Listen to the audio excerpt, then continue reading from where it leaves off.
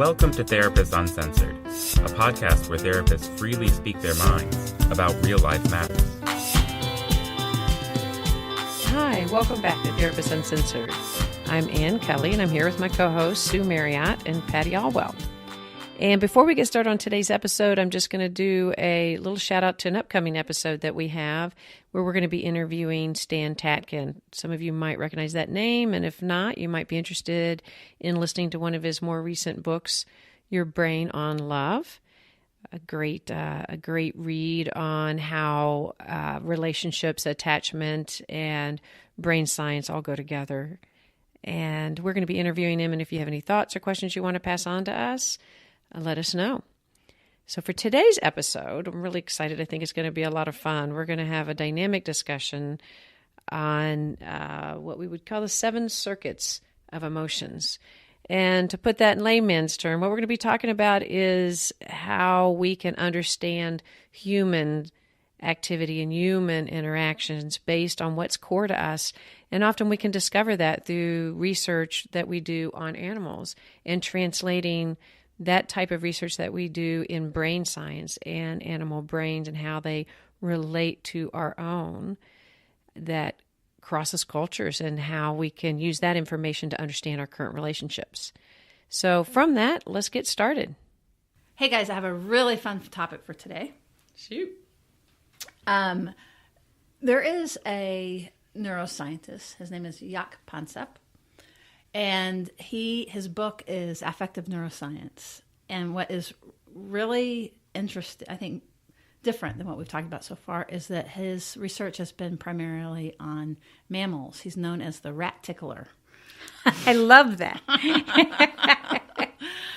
And but he has found some really interesting things related to attachment that we can apply to adult attachment and relationships and our understanding of ourselves that is related to brain science. So what I want to do is just kind of go over what some of the findings are about rats and mice and cats and things like that and see if we can make something of it. Does that sound good?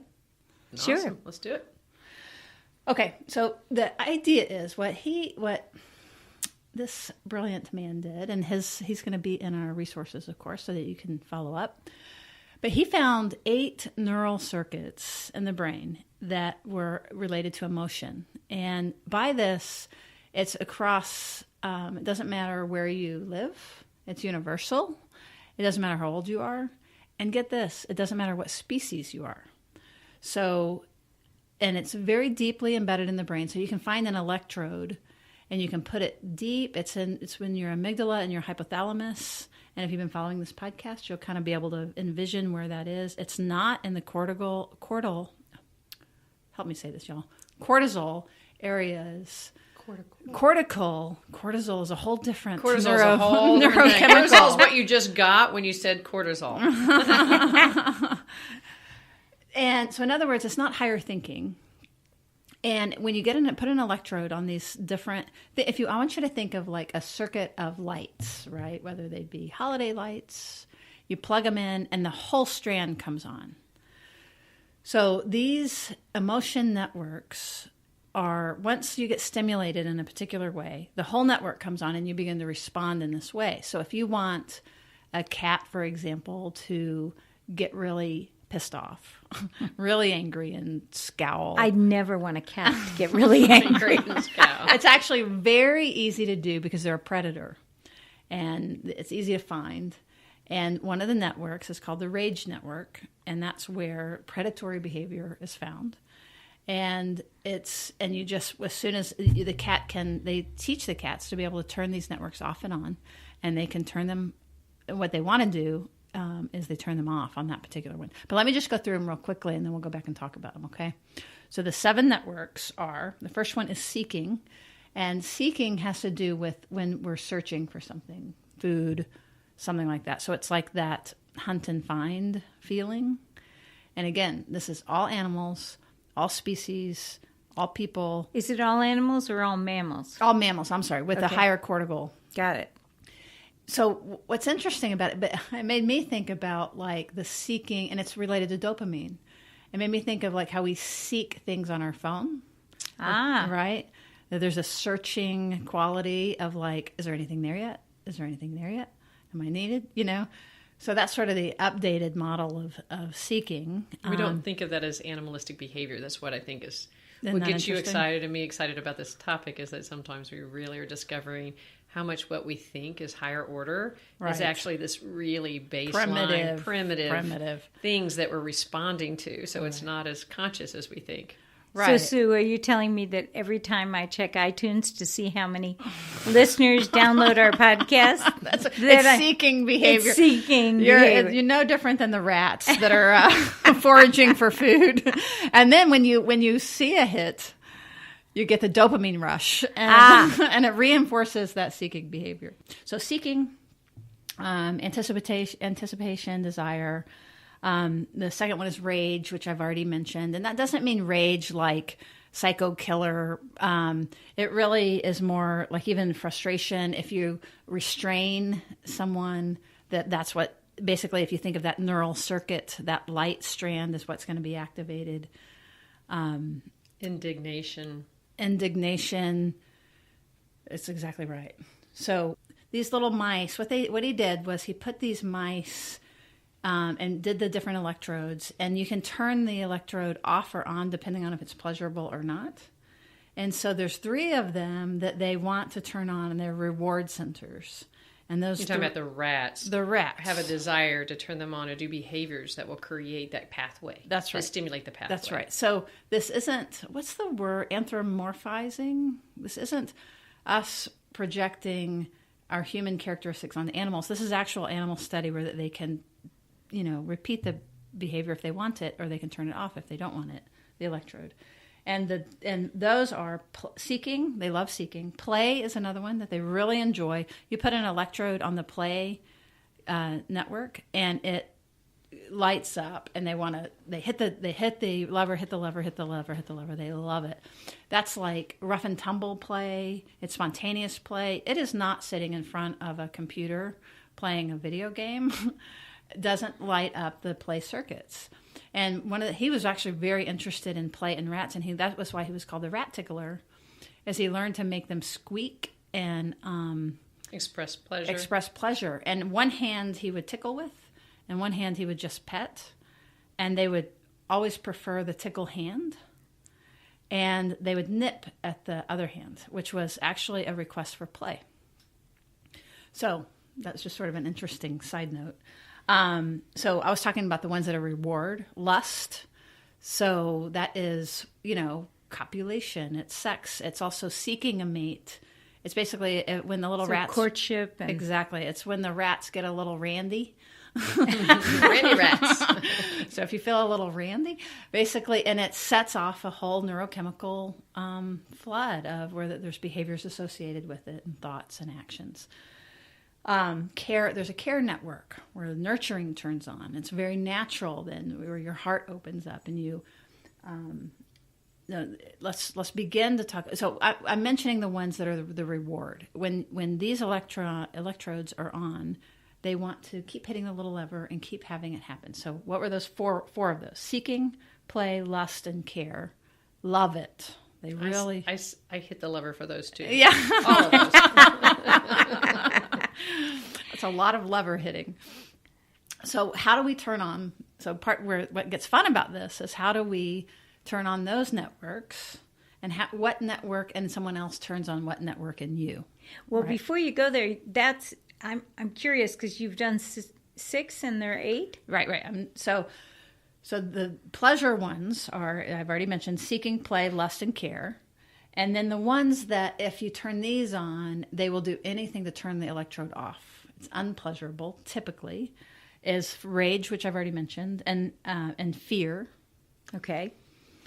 Now, fear is made of 2 different kinds of fear. It's also like when there's pain, kind of foreboding, that kind of dread, those kinds of feelings. But there's fear as in a predator's going to eat me, that kind of fear. And then there's also fear related to separation distress. Ah, okay. And there are two different kinds, so I want to come back to that because there's some very interesting chemical things. You asked about chemical things earlier, I didn't quite get to, but I want to get back to that in just a second. And then because I want to get to the last of the 7, which is panic loss. And that goes back to the separation distress. So to more easily summarize this, you put a little electrode in the little rat, little poor mice, and you separate it from its family, and it will make a little distress call. Does anybody know what that sounds like? Good try, Patty. That's pretty good. So distress turns on what network? Panic loss? Well, it's the panic loss is the distress. So basically, when your same species is that network, the separation network, the distress signal is turned on, it turns on your nurturing network. So distress, you get where I'm going with this, Yeah, right? so you're talking Vulnerability turns on nurturance. So what you're talking about is all the way, from what I'm understanding, is all the way down to rats, how much of this is instinctual in us and part of our It's hardwired mammal nature in us, that when one hits, the other one does. It's not all conscious thinking, and it's the opposite of conscious thinking. It's the opposite. It's really instinctual in us, and the seeking of the pleasure and the avoidance of those that create distress in us is so automatic and without any forethought. And we're just going to bookmark that as we get into more of how we relate to that as humans. But I love talking about it specifically just in animals. Mm-hmm. Well, I also think that anybody who has been on a plane with a crying baby and can't do anything about it Exactly. totally understands that there's something going off in their body. It's very, very... As a matter of fact, they use that to punish prisoners. As they'll play on loudspeakers a crying infant. It literally is torture to not be able to help and respond to the crying infant. Yeah, imagine, especially if you hear it and you can't respond. And you can't You're respond. just hearing the distress. Just hearing and you the distress. can't. Which is what we all feel on a plane. Well, unless your rage network turns on. Oh, well. Some people's nurturance will kick on. But, is some nurture. but most naturally, when you see, even if you think of an elderly person or someone struggling, naturally, you don't have to fake it. It's a very natural response that the care network will generally turn on. So one of the ways, if you want your partner to be softer with you or be nice, is you turn on your vulnerability and your distress. Are you saying that the rage network doesn't necessarily immediately connect to the nurturance network? The elbow's not connected to the to the wrist. That you are right on it. That is exactly where I'm going. Because guess what? Rage turns on. I would think Fear. Fear, And rage. loss. Yeah. Rage turns on rage. Ah. So, but how he generally talks about it is that rage begets rage. Distress begets nurturance. So those are big take homes, and they're really hard to do, especially depending on your attachment status, right? Because if you're used to being very stoic and pulling yourself up by your bootstraps and being okay and like, whatever, I don't care, you're not going to necessarily get the benefit of that natural care network, right? Right. And I think that's such a great point, Sue, because what can happen is based on attachment, and we'll get more deeply into that as we go, and we have done some really deep podcast on the idea of attachment, is that your network that may be going off for you is panic or loss. But your response based on, and that's your more primitive, but based on your attachment, that may manifest in you as coming out as a little dismissive or uncaring. But that doesn't mean that internally you're not experiencing the panic or the loss. So when you're emitting something that doesn't then elicit care network back, that's really what you're needing and wanting, even if you don't know it. But because of the attachment, you can only emit the feeling of dismissiveness or get away. And that actually often ends up being what you receive, the distancing, which promotes then that the world isn't safe for you. The world isn't safe. You're exactly right on. And I would even go further to say that that's true in reverse too, that when we have preoccupied attachment or anxious attachment, that distress, that separation distress can go so high that it can be quite frightening, and it's hard to reach and it's hard to soothe, so that it's not turning on the care network either. It's stimulating that baby on the on the airplane. So I want to interject here, just for listeners who haven't listened to our attachment podcast, that attachment is pretty much the template you form with your parents, usually, or your caretakers when you're little, of what a relationship looks like. And so we talk about it a lot, and you'll hear it on a lot of our podcasts, but that's helpful. Yeah. You think of it just kind of like software.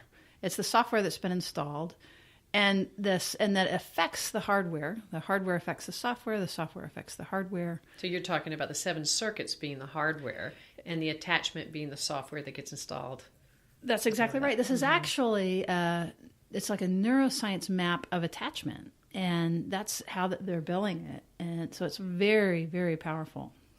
Now, here's another really cool thing, just before we go, or before we do a little bit more applied stuff, is that there are 3, you had asked earlier about the neurochemicals. There are 3 neurochemicals that are related to this. When we are in separation distress, so if we go back to that, this is when we're feeling lonely, like the feelings associated, lonely, we're isolated, we are separated from our pack, we are, there's been a loss, those kinds of things, right?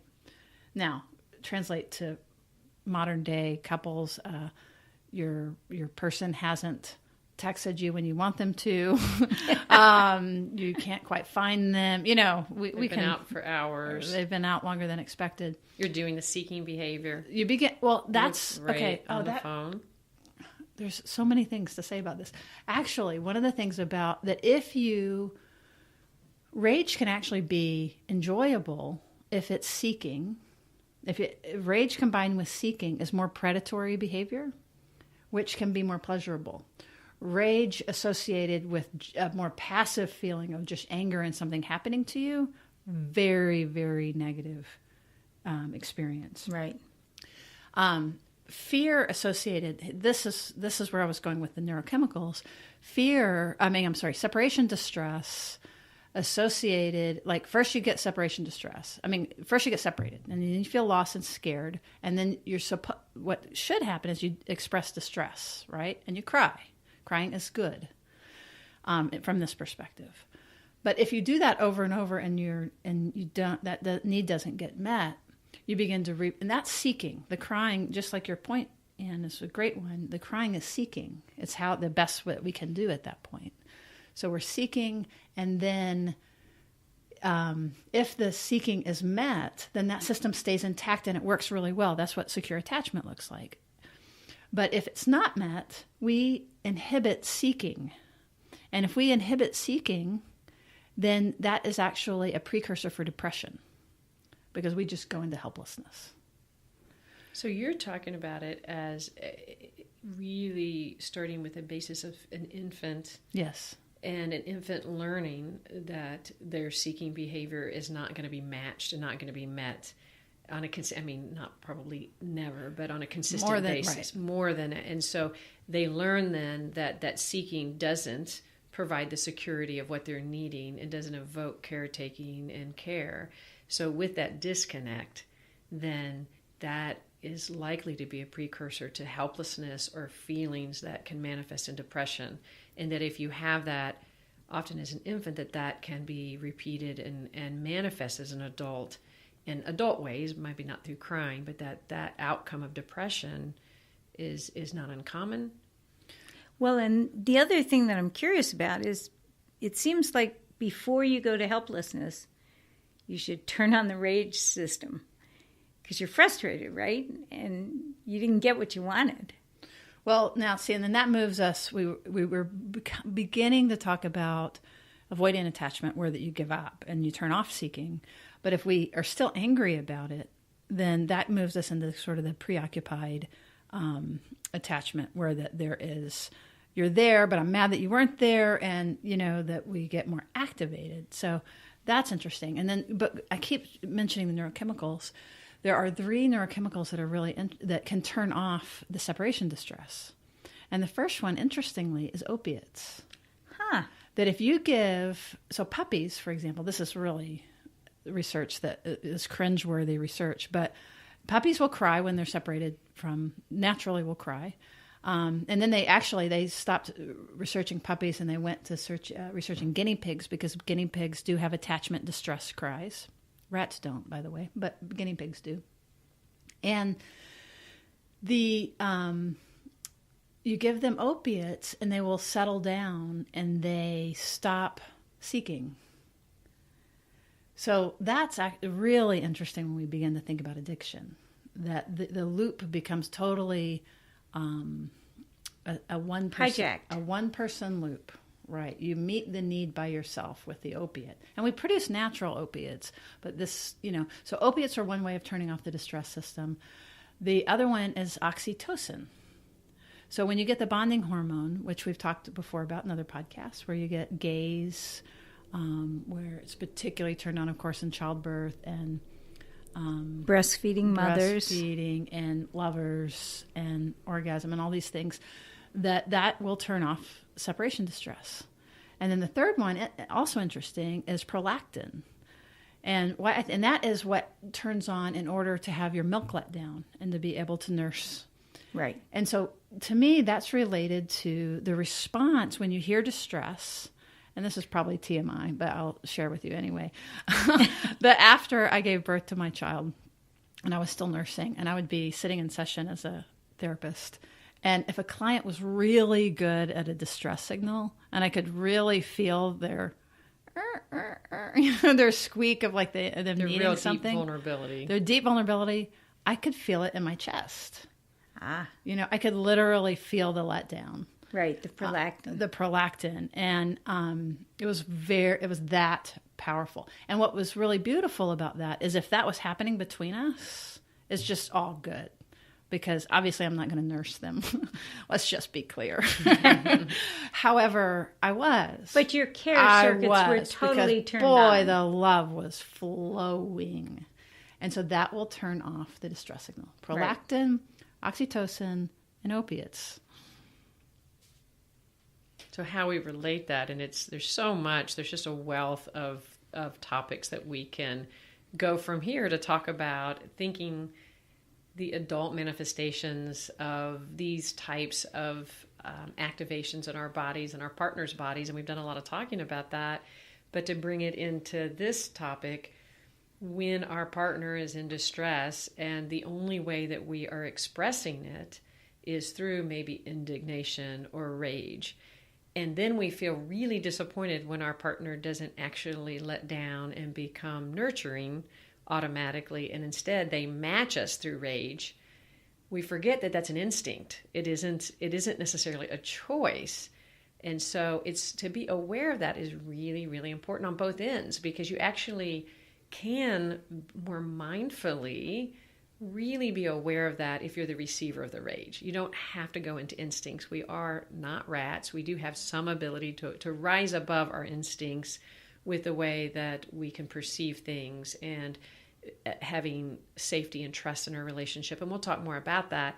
But just to bring it practical again, if you are approaching your partner with indignation about something that you feel like is really, really vital and important, and then your partner actually responds back defensively and with rage back, it really sets us up for that metal on metal feeling that people, and not just couples, can have. Well, totally, you're right on. And another way that I think of it is like just going back to the animal kingdom, that cats naturally, typically, will stalk and chase and kill rats.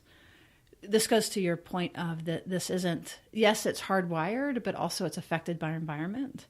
But a cat that's raised with a mouse will be its best friend and will overcome that impulse. So applying that idea and this idea of plasticity and the ever-changing mind, that is a very hopeful message that we always share here.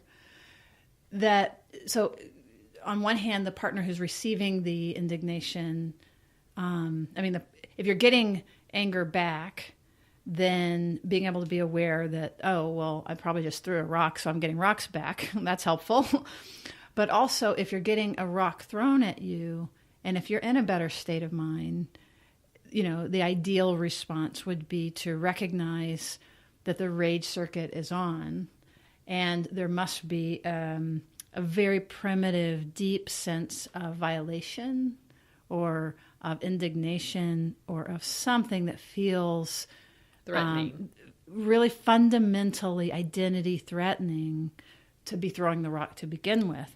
And so we can end around the whole thing, because if that need is responded to first, of like, I can see how upset you are, or something like that, then we're going to bypass this more primitive system. Well, what I love is thinking about this in mammals, because if you think about dogs, and I've always had dogs, when one dog is aggressive, the other dog often turns their belly and goes to the submissive. Yes.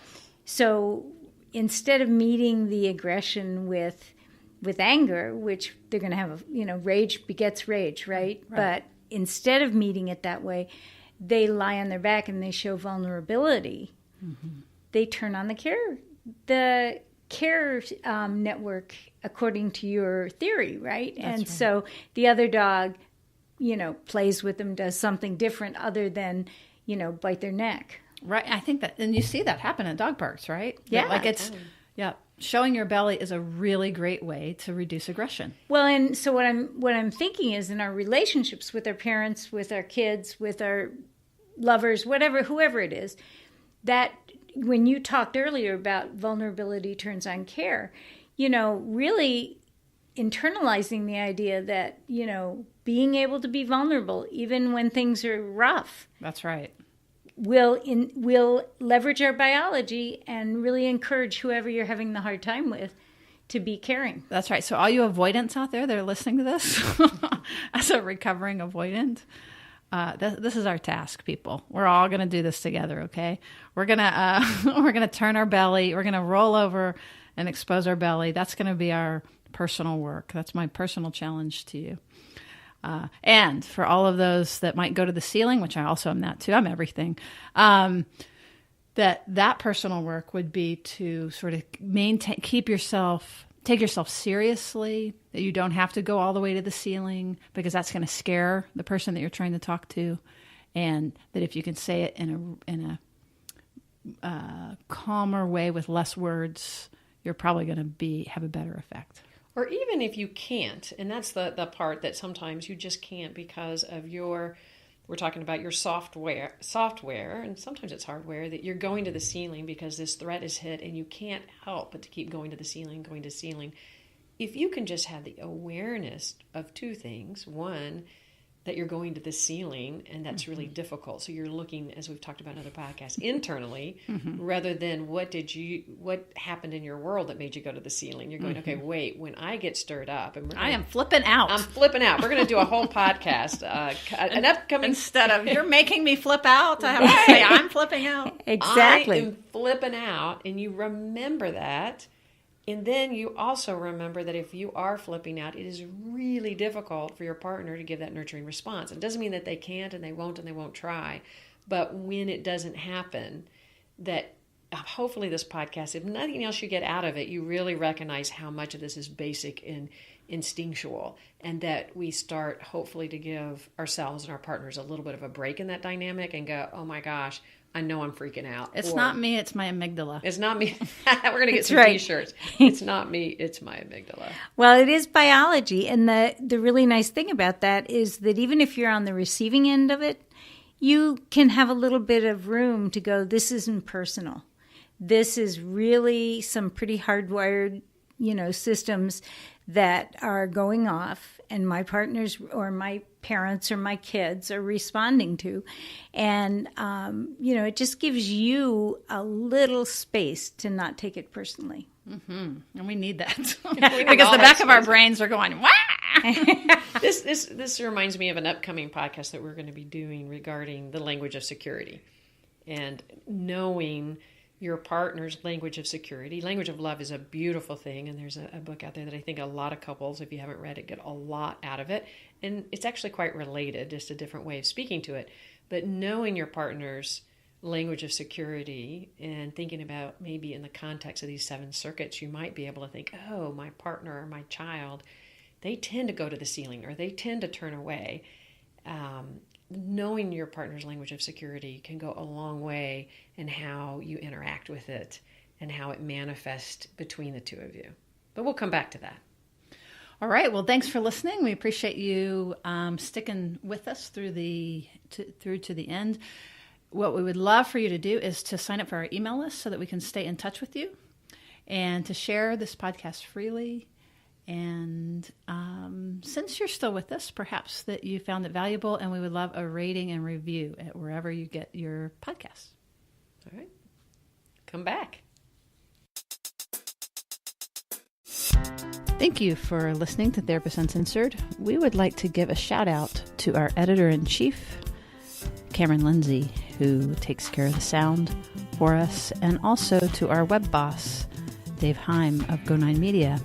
If you haven't seen the website, it is dynamic and interesting and fantastic. Seriously, he's done a great job. You can sign up there on our email list to stay in touch. It's the best way to reach us. Thanks a lot. Therapist Uncensored is Ann Kelly, Patty Alwell, and Sue Marriott. Cameron Lindsay edits the show.